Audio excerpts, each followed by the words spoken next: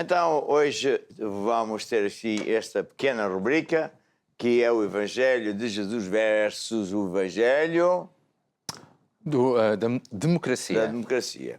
Então, o Pedro vê muitas vezes um bocado irritado acerca de certas coisas.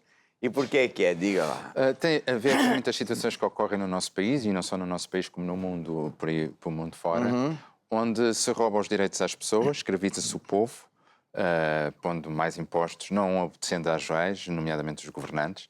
E isso, essas coisas põem o aposto um bocadinho irritado. Um bocadinho é a favor. Porque é assim, hoje, felizmente, a grande maioria das pessoas que têm televisão, telefone, veem notícias de WhatsApp, de internet, etc., estão bastante esclarecidas, e é por isso que cada vez há menos pessoas a votar. Estou a falar de Portugal, porque não querem saber, tanto faz, não é? Mas a verdade é que, enquanto que Jesus diz eu sou o caminho, eles também dizem eu sou o caminho, mas o caminho deles é péssimo porque os resultados são maus. Pois eles dizem que eles é que têm a verdade, cada partido diz que tem a verdade, mas a verdade é só uma, que é a verdade absoluta de Deus. E se a pessoa andar confiante nessa gente, nesses temas, vai sempre acabar o que está a acontecer agora. Ao passo que toda a pessoa que se voltar para Deus, ela vai ter resultados positivos, porque Deus não é homem para mentir. Deus não é homem para fazer guerras e perseguições e toda a maldade que anda por aí. Bem, então, hoje o Pedro vai servir de entrevistador, comentador, moderador. Moderador, não, porque sou só eu a falar. De jornalista, com perguntas. Então, diga. Certo. Então, dos temas que hoje em dia nós temos na atualidade, ainda hoje saiu essa notícia, salvo erro no jornal aí, tem a ver com a maçonaria, a presença da maçonaria no Parlamento, no nosso Parlamento, e a proposta de lei, penso que foi do PSD, em relação a haver uma declaração de interesses, onde os deputados que pertencem à maçonaria têm de declarar que fazem parte dessa associação dita secreta, não é? O que é que o apóstolo pensa sobre isso? Eu quando, há uns bons anos atrás, um juiz de altíssimo calibre, um dos muitos que eu conheci, depois conheci outros, também me ensinaram, mas disse assim, eu vou-lhe dar um livro para o senhor estudar. E deu-me este livro, que é a Constituição. Quando eu li a Constituição, depois fomos almoçar outra vez, e eu perguntei, mas isto é mesmo verdade? E ele disse, é. Mas isto vale alguma coisa? Bem, esta é a lei mais importante de todas, de tal maneira que todas as outras só são válidas se estiver de acordo com isto. Eu disse, mas isto é fantástico. Isto até reflete muito coisas positivas que vêm na Bíblia. E eu disse, então, mas quanto é que se faz disto? Ele disse, quase nada, no máximo 10%. Então eu comecei a questionar e a estudar e verifiquei que temos andado a ser enganados por pessoas que ocupam lugares no Estado que são mentirosos, aldrabões, estão em interesses paralelos. Durante muito tempo eu fui admoestado, para não dizer outras coisas, para estar calado. E um dos juízes disse, o senhor há de ter a oportunidade de um dia falar, mas agora é melhor não, porque já tentaram prendê-lo, fazer tenta por uma linha. Mas esse tempo já acabou, porque hoje, felizmente, há mais pessoas a falar. Então, o que é que eu tenho a dizer em relação a pessoas que são do Parlamento estarem a pertencer a movimentos secretos? Está muito mal, é completamente ilegal e está a dizer que, afinal de contas, nós não estamos a ser representados por representantes do povo, que é o que o Parlamento é, mas sim por organizações secretas. Ora, a democracia é totalmente o oposto, tem que ser tudo às claras, que é tudo uma grande... Hoje faz-se falar à vontade, porque ainda hoje um dos grandes comentadores da televisão estava a dizer que as leis são feitas por 10 empresas principais de advogados que fazem as leis do país e que cozinham conforme convém para interesses privados. E, portanto, se o povo entender isso e verificar os frutos dessas pessoas, que é sempre para eles, não é? Tapas e isto, aquilo, aquilo outro, é a altura da pessoa dizer, não, espera lá, eu vou mas é andar com Deus, vivo neste mundo, tenho que, enfim, suportar isto, mas eu não vou mais acreditar nesse sistema, porque senão eu sou engolido. Certo.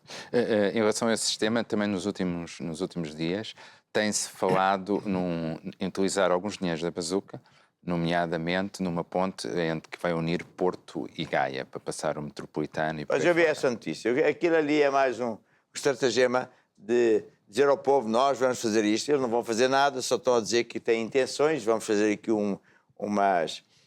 pedir ao povo para dar umas ideias, pois é só para desviar depois dinheiro para ali, mas não vai acontecer nada como é costume. Aliás, também não aconteceu nada com o dinheiro que eles prometeram aos empresários há um ano atrás, não aconteceu nada com muitas coisas que eles falam só para inglês ver, para enfim, dar tempo para que o povo veja se esconde, não vai acontecer nada.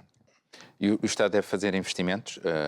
Eu ouvi já várias vezes o apóstolo comentar sobre os investimentos que o Estado faz e o papel do Estado não deveria... Os políticos trazem essas palavras até que hoje o povo já acredita que o governo devia fazer investimentos, porque só assim é que Portugal vai superar. Ora, isso é totalmente errado porque as pessoas não sabem o que é um investimento. Investimento, nenhum governo pode fazer investimentos, porque o investimento é um dinheiro que se investe, que se gasta, com o intuito de tirar proveito, lucro líquido. Portanto, uma pessoa é investidor, uma empresa vai investir em máquinas, dinheiro, recursos, então ele vai querer tirar benefícios. O Estado nunca pode fazer isso. O Estado não é nenhum órgão de comércio, nem de indústria, nem nenhuma loja. Não pode fazer investimentos. Então, o Estado é para gerir os bens de todos. Agora, essas pessoas criaram essas palavras de propósito para o povo acreditar, e infelizmente está aí, na boca de muita gente e no coração, de que o Portugal só vai ter sucesso se o governo investir. Qual é o problema disso? Primeiro, é um ato criminoso, não pode fazer investimentos. O governo não pode, a não ser gerir. É a Constituição que diz. Segundo, eles querem que o povo acredite para que eles vão buscar dinheiros da bazuca e outros dinheiros para fazerem grandes concursos, não é? Investir, como eles dizem, aqui e acolá, mas quem é que vai beneficiar com isso? São eles próprios, os primos, os que estão dentro da comunidade deles e que fazem planos através de sociedades secretas, está tudo muito bem cozinhado, com os tais consultórios que vão apadrinhar isto tudo. Chega-se a fazer montes de contratos secretos num país que diz que é democrático. Isto é altamente criminoso. Há outro tema quente quando nós falamos da justiça. A Constituição diz que os tribunais são soberanos e a justiça deve ser independente.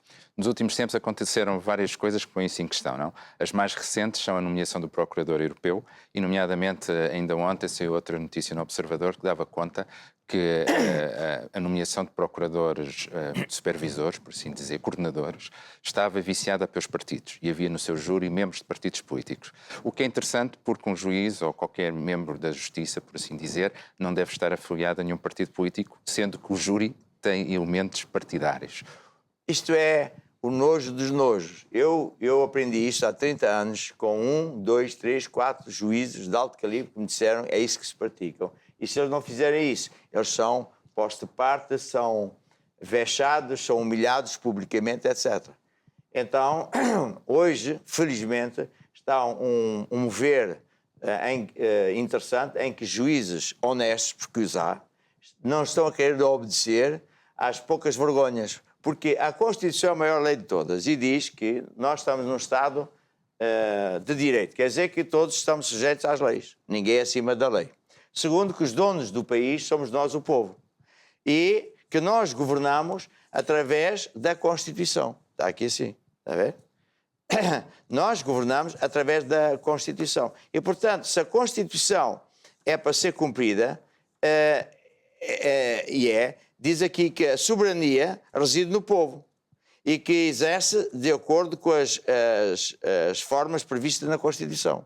Então, por isso há um Tribunal Constitucional que, ao contrário também que acontece, ele é obrigado a ver que há justiça em Portugal. O que é que eles fazem? Nomeiam alguém para esses cargos, para lhes fazerem favores. Então, dão a entender que só se vai ao Tribunal Constitucional para se perguntar se pode, não pode. Não, o Tribunal Constitucional não é um órgão consultivo, é um órgão soberano. Soberano quer dizer que tem autonomia absoluta. E que está aqui no artigo 202, que diz que são órgãos soberanos com competência para administrar a justiça em nome do povo.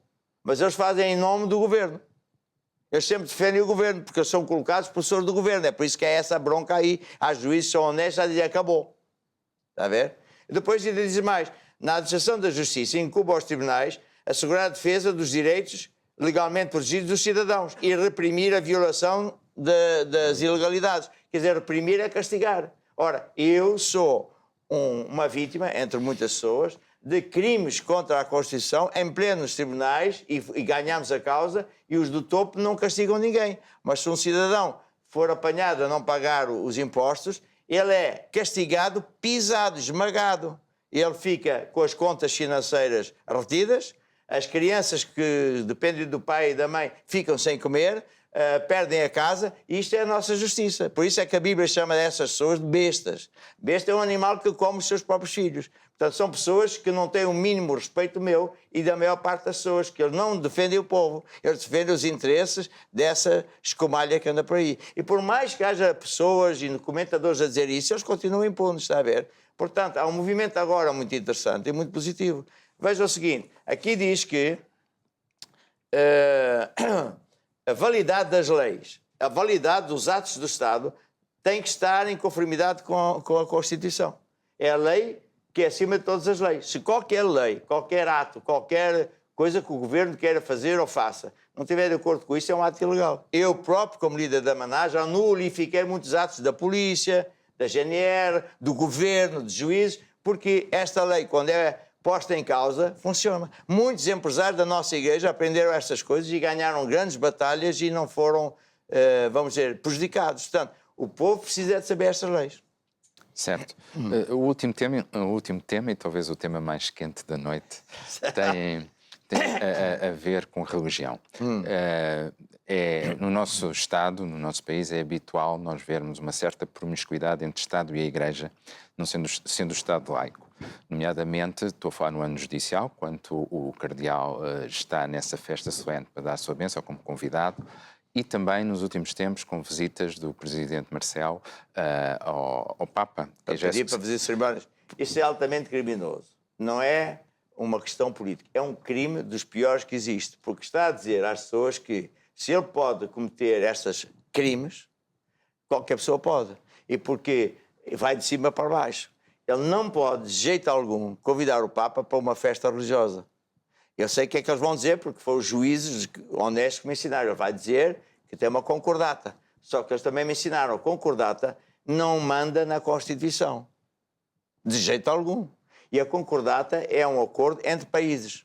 Portanto, se o Presidente quiser convidar o Papa como representante do país, que é o Vaticano, o Papa tem que vir vestido de fato e gravata. E é recebido no governo.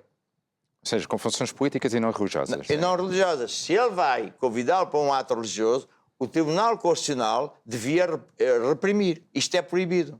Está a ver? Porque ele não pode impor religião a ninguém. Porque o Estado não pode ser religioso. Tem que ser neutro. E de tal maneira que no artigo 800 e tal, ainda ontem alguém me ensinou isso, diz que mesmo que quando houver necessidade de mudar a Constituição, jamais se pode tocar nessa questão em que o Estado é sempre separado da religião, nunca se pode imiscuir. E porquê é que isto é gravíssimo? Não tem a ver com a Maná, tem a ver que se um chefe de Estado, que é o Presidente da República, faz isso impunemente, quer dizer que tudo o resto também é impune.